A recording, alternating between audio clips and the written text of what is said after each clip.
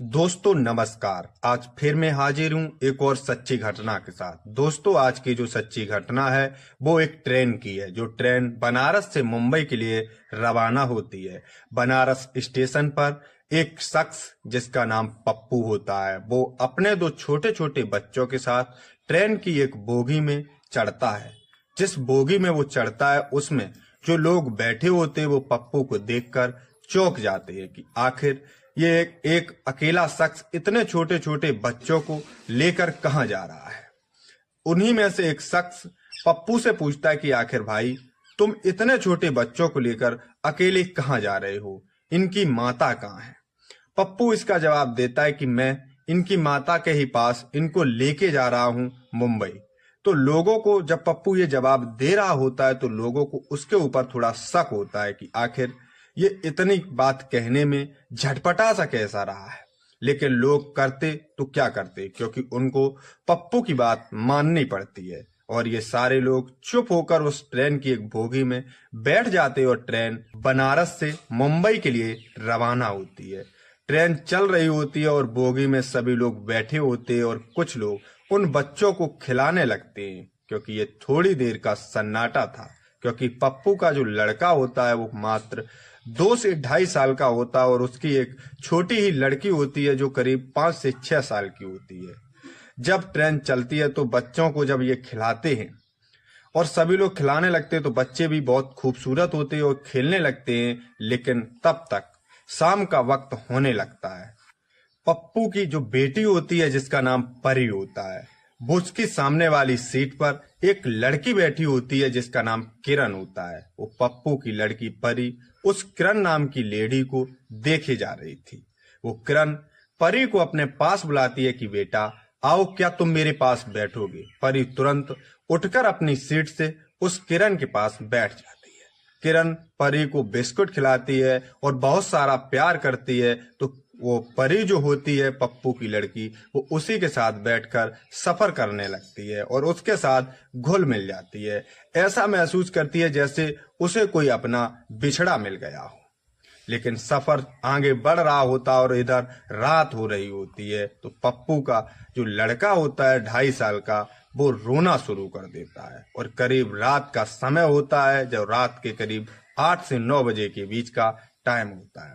पप्पू का लड़का तेज तेज से रोना शुरू करता है, लेकिन पप्पू उसे चुप कराने की पूरी कोशिश करता है, लेकिन वो चुप होने का नाम ही नहीं लेता। तो इससे सभी यात्रियों को दिक्कत होने लगती है, क्योंकि वो बच्चा अब उसे चुप कराए तो कौन कराए, क्योंकि उसकी माँ भी उसके पास नहीं होती है। लेकिन जो लड़की होती है किरण, उस पर यह देखा नहीं जा रहा था, क्योंकि वो उसकी बेटी के साथ घुल मिल चुकी होती है। तो वो पप्पू से कहती है कि लाओ मैं इसको चुप करा लेती हूँ। और जैसे ही किरण उस लड़के को अपनी गोदी में लेती है और उसे खिलाती है तो लड़का चुप हो जाता है। लड़का जब चुप हो जाता है तो किरण कहती है इधर सोने का भी टाइम हो रहा होता है और एक ही सीट होती है। इधर किरण की जो दूसरी सीट होती है और उधर पप्पू की सीट दूसरी होती है, लेकिन सीट एक एक दोनों की होती है। इधर क्या होता है कि जब सोने का टाइम होता है तो किरण कहती है कि तुम इस परी को मेरे साथ लेटा दो और इस लड़के को अपने साथ लेटा दो। जब रात का समय होने लगता है तो ऐसा ही पप्पू भी करता है, वो परी को उस किरण के साथ लेटा देता है और अपने लड़के को अपने साथ लेटा लेता है। जब ये लेटे होते तो रात के करीब 2 बजे के टाइम पप्पू का जो लड़का होता है वो फिर से जाग जाता है और रोना धोना शुरू कर देता है। जब वो लड़का छोटा होता है और रोता है तो पूरी जो बोगी होती है उसमें सारे लोग उसकी रोने की आवाज सुनकर जाग जाते हैं। लेकिन वो लड़का फिर भी चुप होने का नाम नहीं ले रहा था, क्योंकि उसकी माँ नहीं थी उसके साथ। और सभी लोगों को ऐसा महसूस होता है कि आखिर बच्चा अपनी माँ के बगैर कैसे रहेगा, इतना छोटा बच्चा। तो सभी लोग पप्पू को बुरा भला कहने लगते हैं, लेकिन किरण पर यह देखा नहीं जा रहा होता है। तो किरण एक बार फिर से पप्पू से उस लड़के को अपने पास ले लेती है और वो चुप कराकर जब वो लड़का सो जाता है तो पप्पू से कहती है कि अब तुम इस लड़की को अपने साथ लेटा लो, मैं इस बच्चे को अपने साथ लेटा लेती हूँ। और पप्पू भी ऐसा ही करता है, वो उस लड़की को अपने साथ लेटा लेता है और अपने बच्चे को उस किरण के साथ लेटा देता है। जब ट्रेन चल देती है और रात का समय गुजरता है, जब सुबह होता है और पप्पू जब जागता है तो देखता है कि उसका लड़का किरण के साथ हंस खेल रहा होता है और उसके साथ ही बहुत ही मस्ती से खेल रहा होता है और उसकी सीट पर उसकी गोदी में बैठा होता है। ये देखकर पप्पू भी चौंक जाता है और किरण का शुक्रिया अदा करता है। तब तक ट्रेन अपने स्थान मुंबई पहुंच जाती है। मुंबई स्टेशन पर ये दोनों लोग उतरते हैं तो जब किरण स्टेशन पर उतरती है तो वो उन दोनों बच्चों के साथ अपनी एक सेल्फी खींचती है और इधर किरण भी अपने घर चली आती है और वो पप्पू भी अपने घर चला जाता है। किरण अपने घर जाकर अब उन बच्चों में वो इतनी घुल मिल चुकी होती है कि उसे उन बच्चों की याद आती है। इधर पप्पू भी अपने घर जाकर अपने माता पिता को बताता है कि ऐसे ऐसे हमको एक लड़की मिली थी जिसने हमारी बहुत सहायता की, हमारे बच्चों को चुप कराने में, खिलाने में, पिलाने में बहुत ही हमारी सहायता की। इधर किरण जो होती है उसको भी चैन नहीं पड़ता क्योंकि वो भी अब उन बच्चों के साथ बहुत ही घुल मिल चुकी होती है। तो वो 2-3 दिन बाद पप्पू के फोन पर कॉल करती है और कहती है कि क्या आपके बच्चे ठीक है।